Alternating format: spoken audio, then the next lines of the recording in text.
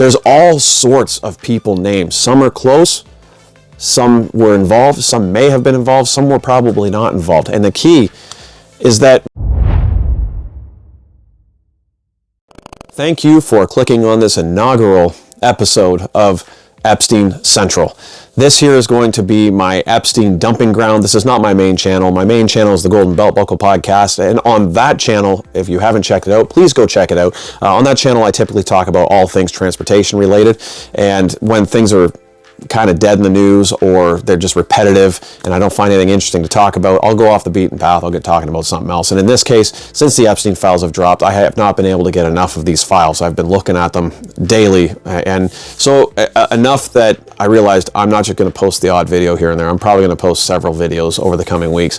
So it warranted starting up another channel so I don't mess up the algorithm and then confuse the people that actually follow me to watch trucking news, right? So that's not fair to them. So if you get watching this and this is a topic that interests you and you want reliable information, I stay away from the sensational. I will not get into the sensational nonsense. I know it's boring. So if you want real information that you're not going to look silly sharing to your friends when you get talking about this stuff in public, this is the channel you're going to want to subscribe to. I'm not sure if it'll get monetized, but I don't really care.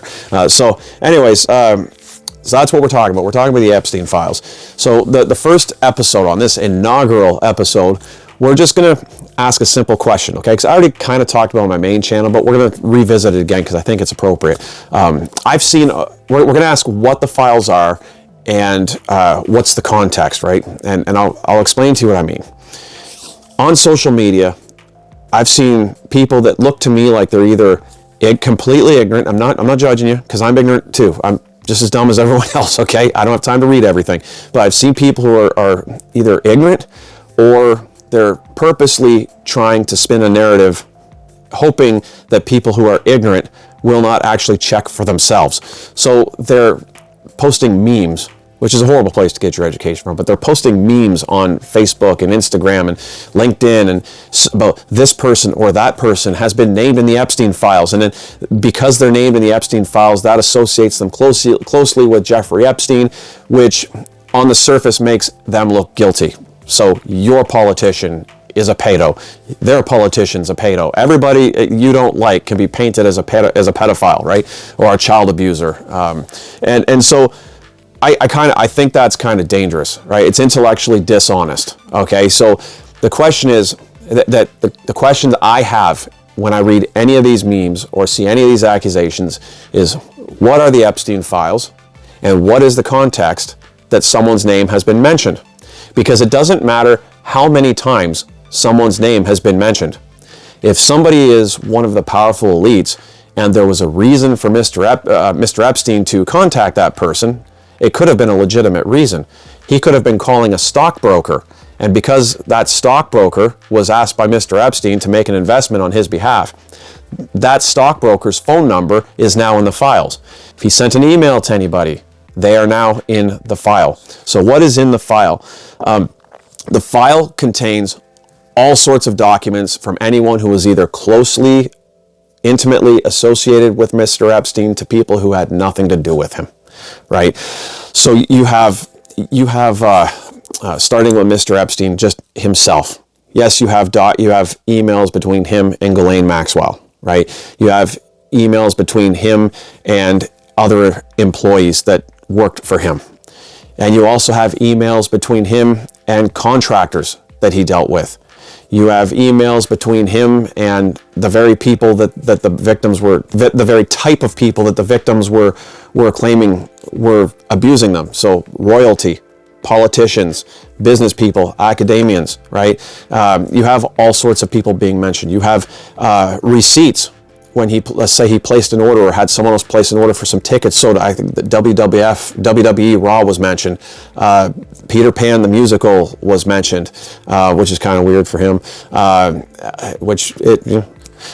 So you have, but you have all sorts of shows like that, right? You have investment statements which name pretty much every major corporation that you can think of, and probably the one you work for right now, right? So there's all sorts of people, places, and things mentioned. Some are closely associated with him. some are not.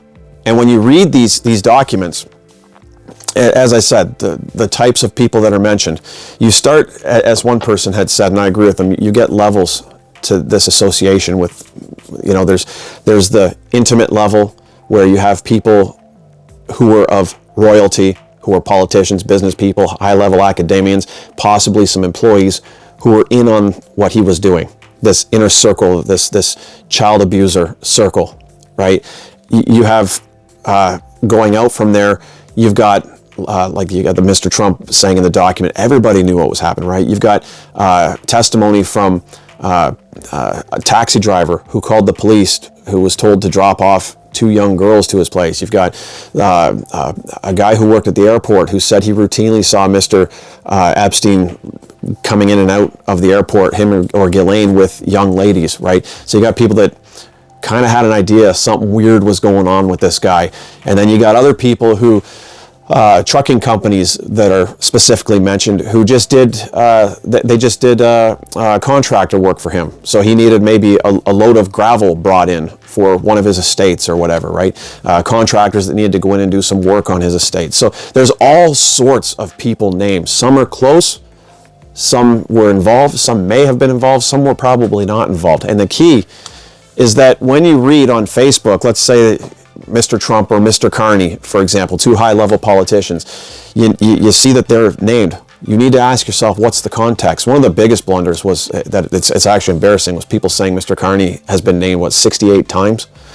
And, as if being named 68 times proves you're guilty of something. And it doesn't really. I know I voted conservative, so yeah, that'd be very convenient if he was guilty of something. But it doesn't prove the guilt. If we're going to be intellectually honest, he was only mentioned in context of being the governor of the Bank of England. I didn't see anything that proved he was guilty of anything. So that's the 2 questions you ask people. What are the files? What's the context that someone has mentioned? Anyway, so that's going to be the first video. That's the first principle that I care about when I'm looking at this, or any piece of literature that I'm reading. And so anyway, if this resonates with you, if you like the direction we're going with this, we're trying to be logical, we're trying to make sense, then do me a favor, like, comment, subscribe, hit the notification bell so you can stay updated with the next video. Anyway, till next time, cheers.